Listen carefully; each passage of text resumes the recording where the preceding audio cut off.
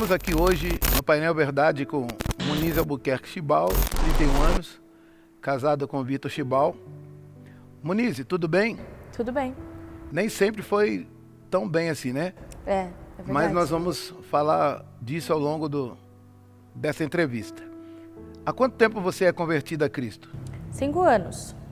E o que você entende por conversão a Cristo? Eu entendo como você tem um dono, né? A partir do momento que você entrega a sua vida para Jesus, não é mais o que você acha, o que você pensa, até porque o que a gente pensa, o que a gente acha, conforme a gente vai vivendo, vê que não serve para nada, né? Quando você conhece Jesus, conhece a palavra de Jesus, você começa a cada vez mais gostar, entender e ver que aquilo que você está vivendo é a verdade mesmo, que é O seu Jesus. encontro com Jesus trouxe mudança para a sua vida? Trouxe muita. Então, mas antes da gente falar disso também, eu quero perguntar, como é que foi a sua infância? Como é que o lar que você nasceu? O que você traz para nós dessa sua vivência de infância? Se eu for lembrar de infância, eu lembro que foi sempre difícil para mim. Quando eu tinha aproximadamente uns 2 anos, 3 anos, eu não lembro exatamente disso, mas as pessoas me contam, né, que meu pai e minha mãe se separaram e a partir daí eu lembro de sofrer muito. Eu não fiquei com a minha mãe, né, meu pai levou, tinha eu e minha irmã, e levou a gente com ele. Mas depois a gente foi morar com uma tia, moramos com uma avó, moramos com outra tia, moramos em vários lugares. Então, na minha cabeça sempre foi muito confuso isso, porque eu normalmente quando via alguém separado, por exemplo, a pessoa ficava com a mãe ou com o pai, e eu e minha irmã ficamos meio que para lá e para cá. Então, isso já era muito confuso para mim, ficar passeando para lá e para cá. Nessa época aí eu acho que tinha uma música boa para você que era Perambulando, né? Então, saindo aí desse período de infância, pais separados, você viveu um tempo com seu pai, mas pouco tempo, foi morar com tia, com a avó. Isso gerou alguma coisa dentro de você? Você, ao longo da sua vida, você percebeu isso? Gerou bastante confusão. Eu vivi basicamente a minha vida inteira, infância e adolescente, só pensando nisso. Me perguntava por que isso, quanto mais eu pensava, mais eu entrava em parafuso. Eu chorava bastante, eu não conseguia entender essas coisas e fazia muito mal para mim, muito mal mesmo. Quando você via uma criança que tinha vivência com pai e mãe junto, isso te causava algum tipo de raciocínio, de pensamento? Sim, eu pensava que eu queria ser aquela criança. Eu pensava, puxa, poderia ser eu pensava assim. Como seria viver você, seu pai, sua mãe, sua irmã? Eu achava que os meus problemas todos iam acabar se eu tivesse com meu pai e com a minha mãe, ou pelo menos com um dos dois. Você pode me dizer quando você entendeu o conceito de família, pai, mãe, filhos? Eu nunca entendi muito bem. Eu via como eram as outras pessoas e eu imaginava que se aquilo acontecesse comigo ia ser bom pra mim. Mas na minha vida inteira eu nunca entendi muito bem o conceito de pai, mãe. Nunca tive isso muito formado na minha cabeça. Mas você sabia que isso fazia falta na sua vida, né? Sim, eu não sabia explicar porque eu não tinha vivido, mas pra mim aquilo era natural. Eu olhava e achava que se fosse comigo, se eu estivesse ali, eu me sentiria mais segura, me sentiria com menos preocupações, com menos problemas. Eu achava que ia ser bem melhor. Eu não entendia muito bem, mas eu compreendia que eu queria aquilo. Eu queria viver com pai, com mãe, ou com meu pai ou com a minha mãe. A expressão "eu vou para a minha casa após a aula", isso, quando você falava isso ou ouvia alguém dizer, para você tinha algum sentido ir para a sua casa, ou você não considerava a casa da sua avó ou da sua tia como sua? Sinceramente, ainda que as pessoas elas tiveram boa intenção comigo, de me ajudar, tudo, mas eu nunca me senti em casa. Nunca me senti. Eu sempre senti que eu estava atrapalhando, que a pessoa estava me fazendo um favor. Porque na minha cabeça eu pensava, se meu pai e minha mãe não quiseram ficar comigo, eu devo ter algum problema. Então eu estou atrapalhando essa pessoa também. Eu sempre sentia isso. E nesse período bateu alguma revolta em relação ao seu pai ou sua mãe? Ou você os tinha com carinho? A infância, até o começo, ali na pré-adolescência, eu ainda não tinha nenhum problema, muito pelo contrário, eu queria estar com eles. Eu queria ainda que na minha cabeça ainda ia ter um jeito deles ficarem juntos e eu estar junto também. Mas depois, quando eu passei para a adolescência, aí eu fiquei revoltada. Então você acredita que garotos e garotas que têm o pai e a mãe separados podem passar por situações dramáticas Ah, sim. e trazerem traumas consigo? Ah, eu acredito que 100%. Em você, quando você percebeu que havia causado danos à sua vida, à sua psique? Desde pequena eu sofria, mas eu não entendia ainda essa questão do sofrimento, né? Que estava me fazendo mal, cada dia que passava eu estava pior. Mas quando eu fui entender mesmo, foi na adolescência que eu fui sentir o peso mesmo disso. Você lembra mais ou menos a idade? Uns 12 anos, mais ou menos. E o que você sentia? Ah, eu sentia abandonada, na verdade. Eu pensava comigo assim, nossa, ainda eles eram ausentes, né? Meus pais, eles eram ausentes também. E eu sentia muito, assim, eu sentia que eles poderiam fazer um esforço para estar ali comigo. E isso me revoltou bastante. E quando que você percebeu, ou que as pessoas que estavam contigo perceberam que isto era um quadro depressivo? Na verdade, eles só foram perceber a primeira vez que eu fui num psiquiatra, que eu tinha 16 anos. Aí o psiquiatra chamou eles e falou, ó, a situação é assim, assim, assim, ela tem esse problema, ela tem que ser monitorada. Aí é que a gente ficou sabendo mesmo. E esses problemas que o médico disse, ele relatou alguns sintomas e o seu comportamento ou não? Na época eu não vi muito o que ele falou pro meu pai, né? Ele falou meio separado, mas ele falou pra mim que falou que eu precisava ser monitorada e que eu não podia ficar sozinha. Esse sozinha era porque tinha risco de suicídio, pensamento? Esse pensamento passava por você? Passava, eu me cortava, eu pegava navalha, eu me cortava, eu tentei já tomei remédio já umas 3 vezes quando eu era adolescente. E teve algum impacto esses remédios? Uma vez não, mas a segunda vez sim, eu tive que ir pro hospital. Aí passou por lavagem, coisa assim? Não precisou, mas eu tive que ficar lá, ficar em observação, eles analisaram, viram que não tinha tomado tanto assim. Eu tomei uma carga que deixou eu bem dopada, mas não precisou fazer lavagem. Qual é a sua idade nessa época? Acho que eu tinha uns 17. E você não tinha nenhuma ideia de consequência de pós-morte? Ou simplesmente suicídio, eu vou morrer e acabou? Era assim o pensamento? Eu acho que era mais a angústia, que a gente chega num grau de angústia que a gente quer tirar aquela angústia de qualquer jeito. Então você não pensa muito na consequência na hora. Muita tristeza? Muita, era angustiante, era algo constante. Era como se alguém estivesse apertando a minha garganta, me sufocando, apertando a minha cabeça e eu queria sair daquela situação. Eu só queria sair. Normalmente existem alguns quadros depressivos que a pessoa chora, né?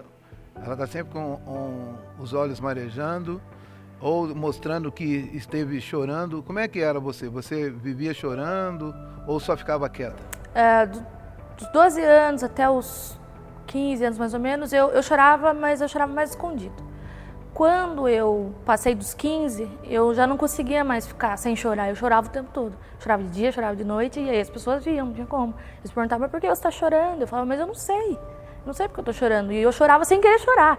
A lágrima ficava correndo, porque eu sentia muita dor, então era assim. A expressão chorava cântaro serve para você então? Serve. Mas há uma referência que quando você tinha 12 anos, você teve uma experiência meio estranha, fora do natural. Sim. Você pode contar? Sim. Eu estava no quarto, eu e mais uma pessoa, e apareceu como se fosse o semblante de uma pessoa. Não dava para ver o rosto, né? Mas estava parado olhando assim, na nossa direção. Tinha uma roupa preta, assim, uma capa preta, e ficou parado olhando assim na nossa direção, na janela. Eu meio que paralisei na hora, e tinha mais uma pessoa comigo também. E depois desse episódio, é que intensificou mais, que eu comecei a ter mais medo da morte. Nossa, eu tinha muito medo de morrer, eu tinha medo de ver as coisas, eu fiquei mais apavorada ainda do que... Eu era triste, né? Mas depois desse episódio eu comecei a ficar apavorada. Aí começou mais a questão da opressão que eu sentia, assim. Então parece que a mente perde todo o sentido, né? Todo o equilíbrio, porque você passa a ter medo da morte, mas lá com 17 anos você tenta o suicídio. É meio contraditório. Você conseguia perceber isso ou não? Não, porque acho que quando a gente chega num nível desse, pelo menos comigo era assim, a gente passa tanta coisa na cabeça, fica o tempo todo pensando, e aí você começa a misturar muitas coisas na sua cabeça, é muito confuso na cabeça. E aí você não consegue raciocinar mais. E medicamentos? Você passou a tomar algum tipo de medicamento? Você lembra quais? Sim, quando eu tinha 16, o médico receitou a fluoxetina, né? Que eu comecei a tomar e ia aumentando gradativamente. Só que depois eu não fui mais no médico, parei de tomar, porque meu pai achava que esse remédio não ia ajudar em nada, esse medicamento não ia ajudar, só ia piorar. E aí eu não tomei mais. E eu vi que você teve um diagnóstico de transtorno depressivo recorrente, cuja o código é F33, né? Isso. CID-10. Isso. E você pode falar se o médico deu esclarecimento sobre isso no todo? O primeiro médico não. O primeiro médico, ele falou mais com meu pai do que comigo. O segundo médico que eu passei quando eu tinha uns 25 anos, mais ou menos, sim. Ele falou que quando você tem vários momentos de tristeza, eles tornam uma depressão recorrente, aí ela é crônica, né? Fala que não tem mais cura. Que você morreria... Que eu teria que tomar mesmo na velhice com isso? Eu teria que tomar o medicamento e fazer acompanhamento com o psicólogo pro resto da vida. Quando ele falou isso, ele falou, se você tivesse tratado antes, ele falou, você poderia não estar nessa situação, ele falou pra mim. Mas como você já teve muitos episódios um em cima do outro, ela se torna crônica, pelo tanto de tempo que você está me falando, ela se torna crônica, e agora você tem que tratar. A hora eu me choquei na hora que ele falou isso, eu chorei bastante. Com esse quadro, você colecionava amigos ou você era uma pessoa contida em si mesmo? Na verdade, eu era meio que... eu disfarçava. Então, quando as pessoas souberam que eu tinha depressão, elas não acreditavam. Porque eu fazia uma pessoa que eu não era. Eu era feliz, eu dava risada. Quando eu estava no meio das pessoas, eu fazia isso.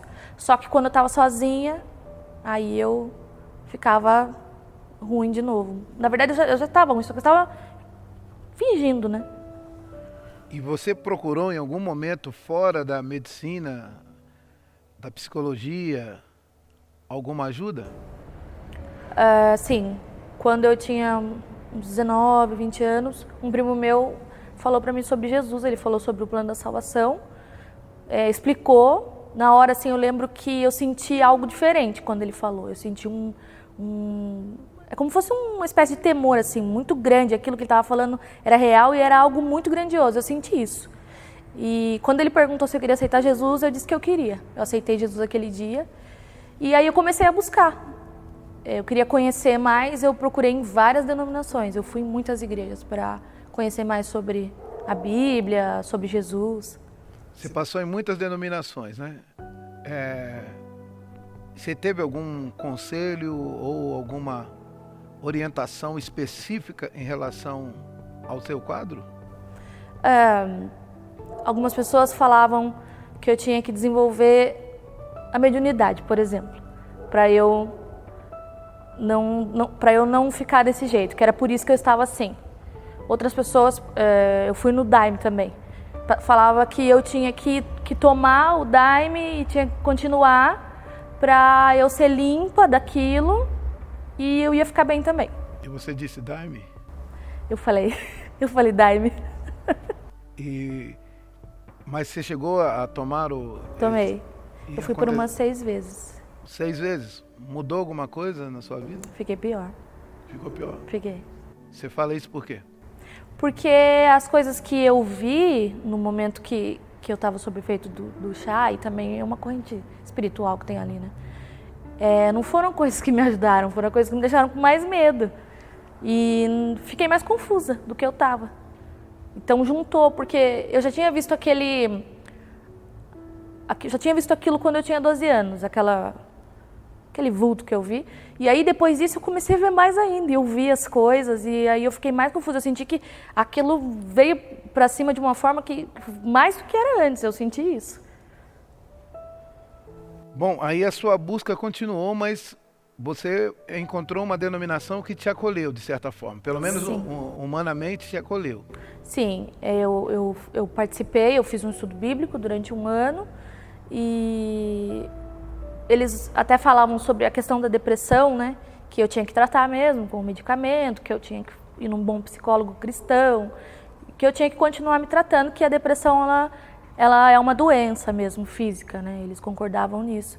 E que eu tinha que continuar aprendendo da Bíblia e tudo mais. Mas eu não tinha me convertido. Eu gostei de aprender sobre a Bíblia, foi muito bom, aquilo me acrescentou, mas eu ainda estava na mesma situação. Aí eu pergunto, mas alguém chegou a orar por você? Porque a Bíblia ensina sobre a oração com imposição de mãos feita em nome do Senhor Jesus. Alguém chegou a propor fazer esta oração ou te convidou para um culto ou uma reunião específica que se tratasse de cura física, cura de alma? Sim, quando eu fui trabalhar num outro lugar e lá as pessoas eram convertidas. Não, mas eu digo onde você estava indo. Onde eu estava indo? É. Não, Não? não.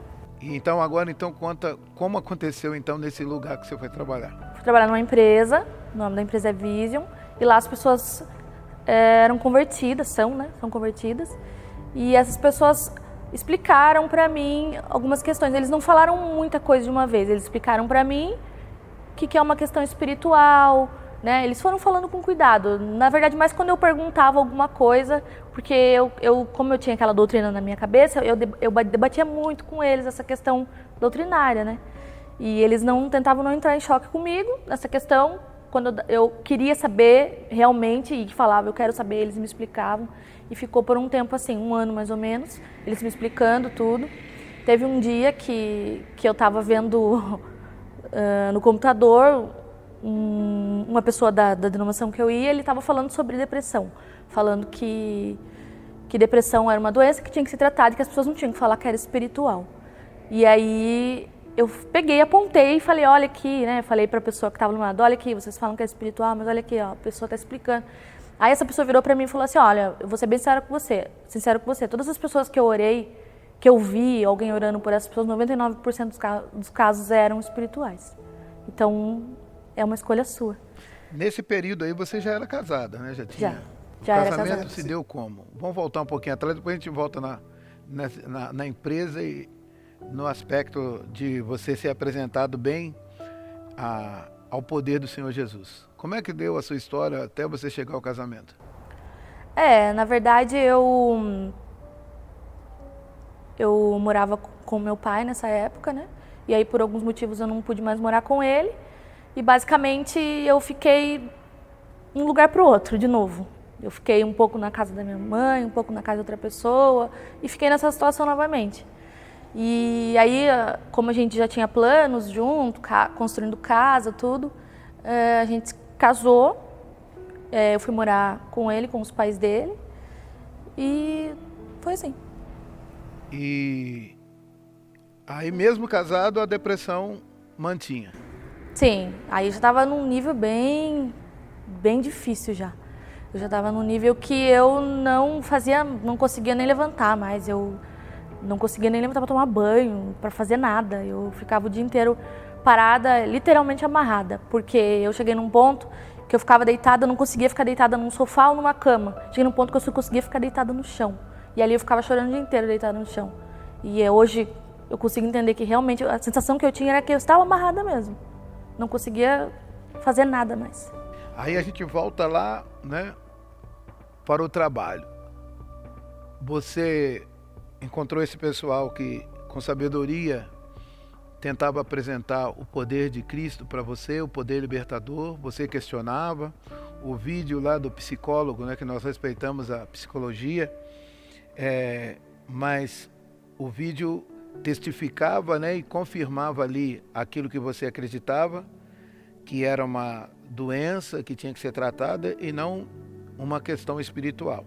Mas quanto tempo levou para você entender também que se a ciência da psicologia não havia até aquele momento te ajudado, que você falou, não, agora eu quero experimentar o poder de Deus. Como isso aconteceu? Como? Na verdade, eu já não fazia tratamento, porque eu via que os medicamentos surtiam um efeito... demorava para você conseguir engatar ali com o medicamento. E aí você ficava uns 10 dias até que bem, depois você ficava pior de novo. E eu mesmo decidi largar o medicamento por causa disso.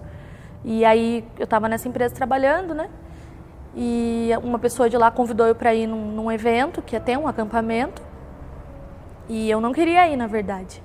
Eu enrolei bastante, assim, tudo que eu podia. Falei, não posso ir, por isso, por aquilo. Eu falava que não podia ir. E essa pessoa falou, tá bom, e deixou. Aí quando chegou uns dias antes, essa pessoa falou pra mim de novo, vamos no acampamento? Daí eu falei, não dá pra eu ir, tá muito em cima. Ainda tentei jogar mais uma desculpa. Eu falei, não dá pra eu ir agora. Eu falei, mas eu já deixei tudo certo lá pra você ir comigo. Falou pra mim. Daí eu já não tinha mais desculpa pra dar, né, pra pessoa, e eu fui. Só que na minha cabeça eu só ia num acampamento, que ia ter, sei lá, ia passar uns dias lá, não tinha essa concepção de que eu ia lá para ouvir a palavra de Deus e que eu ia ter um encontro, né? Não pensava nisso. Na verdade, eu nem queria ir. E quando eu cheguei lá, assim, de começo eu já vi que tinha uma coisa diferente. Mas eu me senti muito, muito perturbada, porque aquela perturbação que estava em mim, nossa, fiquei pior do que eu estava, né? Por causa do ambiente e tudo. Mas lá onde eu estava, eu via as pessoas falando coisas que eu nunca tinha ouvido. Eles falavam de anjos, falavam de oração, falavam de Jesus e tudo mais, e eu não entendia nada daquilo. E aí, em determinado momento, eu comecei a se sentir tão oprimida, tão mal, que eu comecei eu mesmo a orar e falar, Deus, coloca anjos ao meu redor, porque eu não estou aguentando mais, eu estou passando mal. E eu não queria falar para ninguém, porque eu sabia que se eu falasse para alguém ia orar por mim. Aí eu continuei, fiquei lá esses 3 dias. Quando foi, acho que o penúltimo dia, em determinado momento eu senti uma presença assim, muito poderosa, assim, como se estivesse chegando bem perto de mim mesmo. Alguém que estivesse chegando perto de mim de uma forma que eu já tinha sentido a presença de Deus 1 ou 2 vezes, mas dessa vez foi diferente. Ele falou, eu senti falando diretamente comigo, que hoje eu sei que era Jesus. Mas eu senti falando diretamente comigo. E nesse momento, assim, caiu como se tivesse caído algo do meu olho mesmo. E eu tive a oportunidade de começar a crer mesmo naquilo. Que era real, que Deus é poderoso e que Ele não é um Deus que está longe. Ele é um Deus que se aproxima e que tem um contato com o ser humano. E aí foi onde marcou bastante para mim. E os dias que se seguiram, como é que foram? Eu lembro que quando eu fui embora... as pessoas olhavam para mim e falavam, nossa, você está diferente que você entrou, o seu semblante está diferente. E eu fui embora e eu falei, agora eu vou voltar para a minha igreja. Foi muito bom, foi uma bênção, agora que eu recebi eu vou voltar para a minha igreja. E aí eu comecei a entrar em parafuso com a minha própria cabeça, porque eu sentia Deus falando para eu vir para a igreja, né, para continuar vindo, e eu queria voltar para a minha antiga igreja, não queria vir. E aí ficou essa guerra na minha mente. E eu fechava o olho e eu via a porta da igreja como se fosse uma luz saindo dela, mandando eu entrar. E eu chorava muito, porque eu não queria voltar. Mas aí aquilo foi muito forte para mim, eu não tinha como eu negar. Então eu comecei a vir em todos os cultos, eu recebi oração, recebi várias semanas assim, de oração.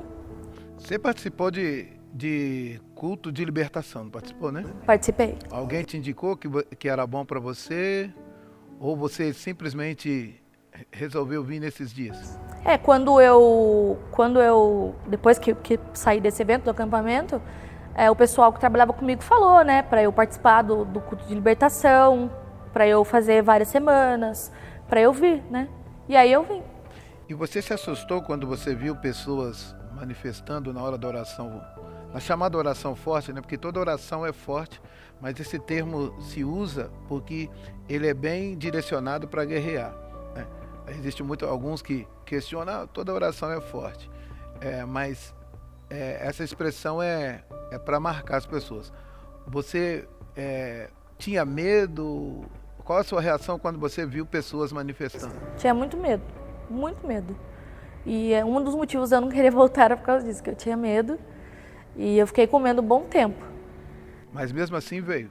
Vim, porque eu percebi que chegou num ponto que eu não tinha mais para onde ir. Eu tinha que ficar com Jesus, independente do que eu sentia. Se eu tinha medo, se não, Eu sentia que ali era a única solução para minha vida seria se eu ficasse com Jesus mesmo. A antiga denominação não tinha libertação, né? Não, eles falavam que a questão assim é que se uma pessoa chegasse a manifestar, eles levavam num lugar e oravam ali para a pessoa, mas eles não tinham um culto ou um momento que orasse pelas pessoas. Não. Lá tinha o agente da condicional, né? Se manifestasse. Bom, eu vou fazer uma pergunta para você é bom saber a opinião das pessoas. Tem gente que fala assim, mas lá nessas reuniões de libertação desta igreja, manifesta porque eles cutucam, né? Eles desafiam. Você é contra isso ou você acha que é uma necessidade? Eu acho que é uma necessidade, porque muita gente que vem, como eu, quando cheguei aqui, a gente não entende essa questão da libertação. E muitas vezes a gente vai e nem abre muito coração para isso, né? Você fica mais querendo que acabe aquele momento do que... Só que o fato do pastor que está orando fazer isso, eu entendo que ele está querendo que a pessoa seja liberta, que ele quer que aquilo que está atrapalhando a vida da pessoa, aquilo que está prendendo ela, que está adoecendo, né? Ele quer que aquilo saia. Então eu acho que é necessário que isso seja feito. E hoje, Muniz, como você está? Como é a sua vida?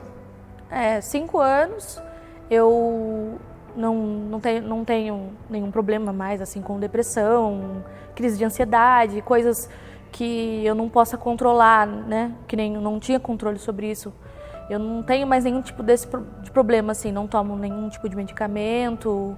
E a minha vida, ela foi fluindo gradativamente, né? Conforme eu fui me aproximando de Jesus, fui conhecendo mais a palavra dele, eu fui, como eu posso dizer, fui sendo restituída daquilo que eu perdi, né?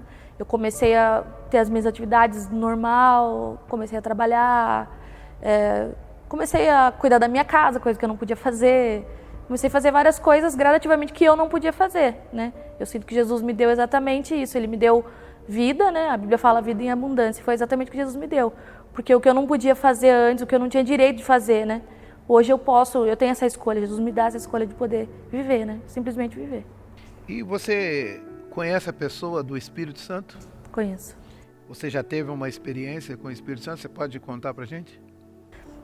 Quando a gente tem uma experiência com o Espírito Santo, é algo que falta até palavras, porque você sente que é a verdade que está ali perto de você, não tem como questionar, não tem como questionar. Então, é algo que a pessoa que tem esse contato com o Espírito Santo, ela é convencida daquilo, não tem como, porque o Espírito Santo é uma pessoa, é uma presença maravilhosa, e muito boa também, porque o Espírito Santo ele trata com a gente, ele transforma, ele acalenta o coração da gente quando a gente precisa. Então eu entendo o Espírito Santo como uma pessoa e uma pessoa maravilhosa. Você hoje faz alguma coisa em relação ao reino de Deus? O que eu sinto de fazer em relação ao reino é falar de Jesus para as pessoas, falar da salvação, que a salvação só pode ser nele, né? E como Jesus é bom. E uma outra coisa também que eu gosto muito é falar sobre isso que aconteceu na minha vida, principalmente pessoas que passam por esse problema de depressão. Eu gosto de contar como isso é real, como é verdadeiro, porque muitas pessoas que estão nessa situação, muitas vezes ouvem um diagnóstico que a depressão é crônica, e eu gosto de falar, eu estou aqui para falar que em Jesus isso não existe. Então, Muniz, existe uma história muito interessante aí que você ganhou uma Bíblia de presente. Você pode contar que ela é uma história meio interessante? Você pode? Sim. Logo depois que eu fui evangelizada por esse primo meu, na mesma semana aconteceu que eu fui para o horário de almoço da empresa que eu trabalhava, e chegando lá, fui na casa da minha mãe, tinha uma pessoa lá, e essa pessoa começou a falar para mim que eu nunca me aproximasse de uma Bíblia, que eram espíritos enganadores, que tinham feito aquilo para enganar as pessoas. E ela até queimava a Bíblia, né? Ela me deu esse conselho. E eu saí de lá assustada, na verdade.